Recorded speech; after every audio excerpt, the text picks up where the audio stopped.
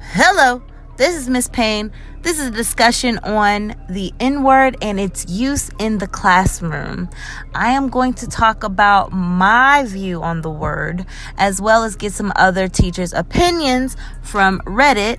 This actually arose from a Reddit post, and I'm going to go over some of the conversations around that word and its use in the classroom and how I have it in my own.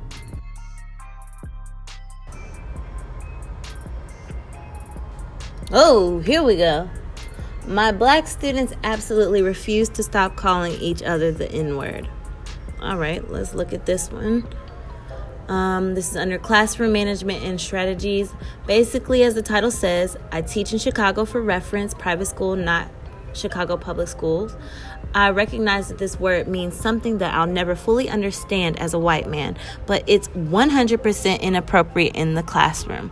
I can't have it in my class. It makes students extremely uncomfortable. There's a black student in my room who wishes it would stop because he hates it so much. The white and Latin and Asian students in my room are all made super uncomfortable.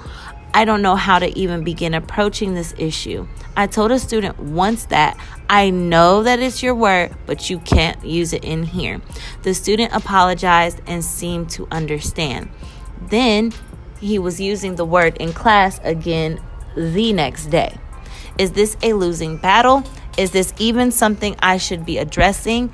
I literally have no clue what to do. My initial thoughts to his questions are, well, one, this is something that you should address and stay consistent on. This is not a losing battle. As a teacher, it is your job to consistently model appropriate behaviors. Whether you're white or black, you let them know that there's a time and a place to use your word or that word. And also let them know why. You know, not everyone is comfortable with that word. Some people don't view it as a term of endearment. Some people don't use it as slang, and slang is not appropriate in classroom anyway. So I think he needs to be consistent in addressing this topic with him. Let's check out what the good people of Reddit have to say. Someone says, I'd bring it up to the student again, not in front of everyone, and actually explain how, yes, he has every right to use the word, but there's a time and place. He's making others extremely uncomfortable. Sometimes kids just don't realize that. Just saying it's not appropriate doesn't really give a why it's not okay. Exactly. And this came from DTS Hackney, online teacher, PD moderator. So exactly. I would share, hey, other people in your classroom are offended with that word. School is a professional environment even for students, and no one should have to hear slang or derogatory terms when they're in their place of work. In regards to his question, if this is an issue, we have, hey, all you people, writing, it's an issue because black people in America grow up with very different views on the word. Some see it as just a word, while others don't like it being used. I think your best option is straight up telling him that. Some students don't like hearing it in the classroom, and that we all try to be respectful of everyone. Exactly. Bring up how he wouldn't say it on the job and other examples of words you call your friends, but are sort of rude. Technically, you're not saying he shouldn't say the word, but there's a time and place. And yes, the original poster, which is OP, did say that, he addressed it once. And also, perhaps you can get the parent and counselor or administrator involved. Have a conference about it. If it is affecting other students, it is affecting the classroom of environment and culture, then it needs to be nipped in the butt right now. Now, Smiling Seal 7 says, try to approach it like other swear words. Maybe you're not making a moral judgment on it. It's just not appropriate professional for the classroom. I agree with that. Absolutely. It's not professional. It's not appropriate. You have other people that you could offend. And the OP actually did address this too. He does let the student know that it's not appropriate. So, Bog Girl says, I agree with Smiling Seal. I teach at a predominantly black school in the South and hear it a lot. I explain to them that it's about context. There's lots of things that aren't a part of the classroom language, and that's one of them. I've never had a student purposefully continue after that. Accidentally slip yet, but just need a reminder. So I agree here. I teach in a school that's extremely diverse. It is truly a blessing. And so because of that, we have students that might view that word as a negative. In the hallways, my students, people are screaming in the background. In the hallways, yes, my students of African American heritage or Black descent are using that word in the halls, but they know when they come in my class, past my threshold, I don't tolerate any foul language. And of course, I always have that one student, like, that's all they know. And so if it slips up, they go, sorry, my bad. Like, they really know I don't play that. But it really starts from the foundation of your class, your classroom rules, and it's your demeanor. You know, it's the class culture and place of respect that you implement in your class. From day one, we had a lab, we had a get to know you activity, and we continue to do team building icebreakers throughout the class so that they are, engaged in learning about other people. So when you learn about people, when you begin to respect them, you also want to be professional because people are seeing you in a different light and they want you to be successful too.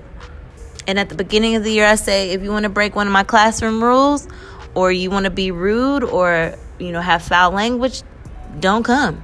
And that's the bottom line. What? Because Stone Cold said so. Don't come to my class. Don't cross the threshold. If you come in and you don't want to do work, just be quiet so somebody else can achieve what they want to achieve. And every year, without fail, this class is on point. My class is on point.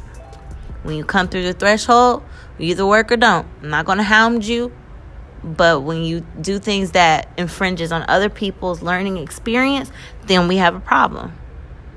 Flying Zora says, just keep reminding them.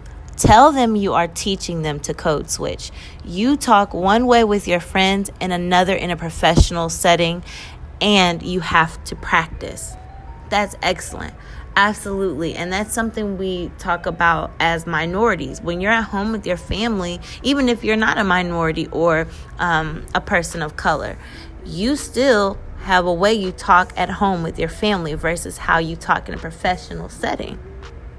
Same with writing. The way you text is different than how you write for a paper. And then also tell them that writing is the highest form of learning. The effing grar, that tells you a lot by their name. I don't know how to say that. Forgive me. I live in New Orleans. Perhaps that's a New Orleans word. I don't know. I do not stop them or even try. I might say language people and they get the picture or don't. But it's not my job to police Black kids' language. Not saying that this is what you are doing because I understand where you're coming from. However, it's a losing battle. I try to have regular talks on racism and treating others with respect. And basically, the best I can offer these kids, I'm just reading what he wrote. If they are in an inner city school, especially, you can't undo the culture of the school. I disagree wholeheartedly and on everything on this post. One, it is your job to teach them how to be professional at all times. You always need to correct them. Always. Just like when a person comes in with a crop top or ripped jeans, you need to tell them that's not professional every single time.